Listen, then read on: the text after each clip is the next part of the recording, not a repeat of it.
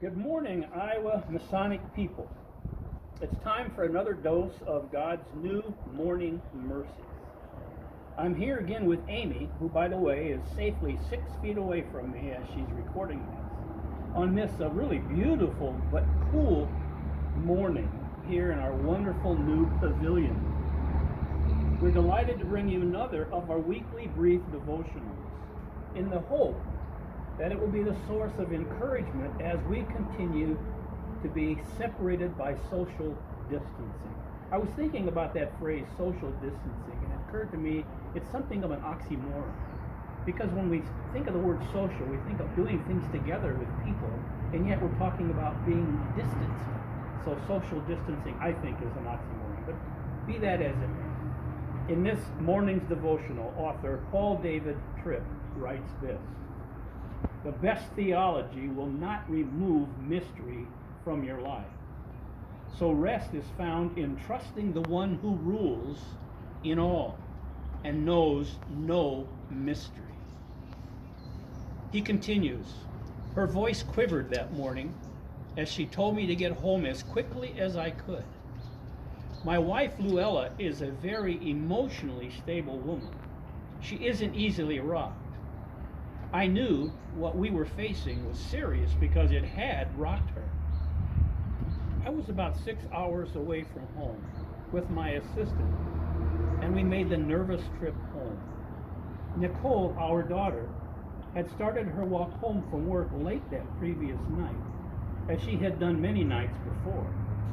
A car driven by a drunk and unlicensed driver careened up on the sidewalk and crushed Nicole against the wall. She had devastating injuries, including 11 breaks in her pelvis and massive internal bleeding. When I finally got to the hospital and walked into Nicole's intensive care room, I did what any father with a drop of parental blood in him would do. I fell apart. I crawled up on Nicole's bed, not sure if she could hear me, and said, 'It's Dad. You're not alone. God is with you too.' When I walked into that room, it was as if the whole world went dark. My heart cried, 'Why? Why? Why?' If I could choose, I wouldn't have any of my children go through such a thing. And if I had to choose one of my children, it wouldn't have been Nicole at that moment in her life. She seemed so vulnerable.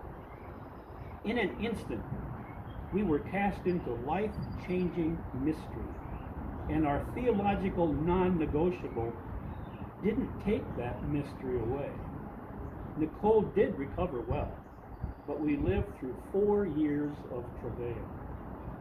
I held on to the thought that our lives were not out of control. We were comforted again and again with the thought that when it came to Nicole's accident, God was neither surprised nor afraid. You see, there is no mystery with God. He is never caught off guard. He never wonders how he is going to deal with the unexpected thing. I love the words of Daniel 2:22. He knows what is in the darkness, and light dwell with him. God is with us in our moments of darkness because he will never leave. But our darkness isn't dark to him. Our mysteries aren't mysterious to him. Our surprises don't surprise him. He understands all the things that confuse us the most. Not only are our mysteries not mysterious to him, he is in complete charge of all that is mysterious to you and to me. Remember today that there is one who looks at what you see as dark and sees light.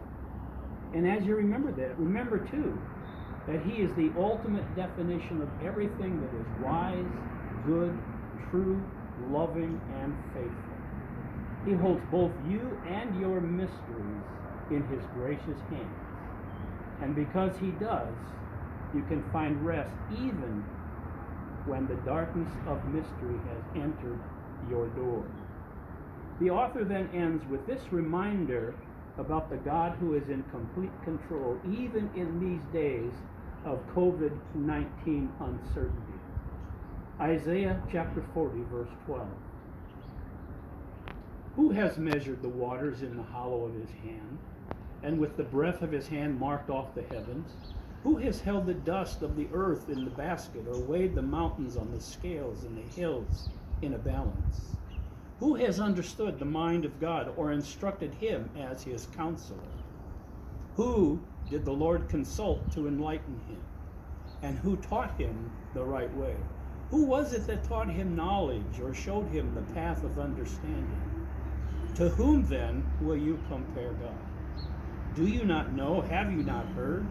Has it not been told you from the beginning? Have you not understood since the earth was founded?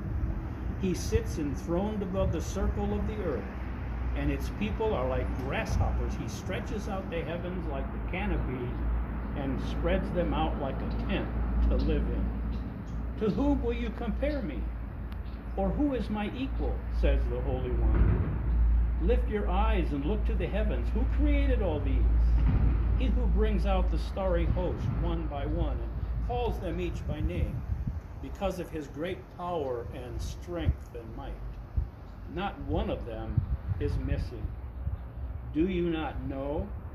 Have you not heard? The Lord is everlasting God, the creator of the earth. He will not grow tired or weary, and his understanding no one can fathom. He gives strength to the weary and increases the power of the weak. Even youths grow tired and weary, and young men stumble and fall. But those who hope in the Lord will renew their strength. They will soar on wings like eagles. They will run and not grow weary. They will walk and not be faint. So during the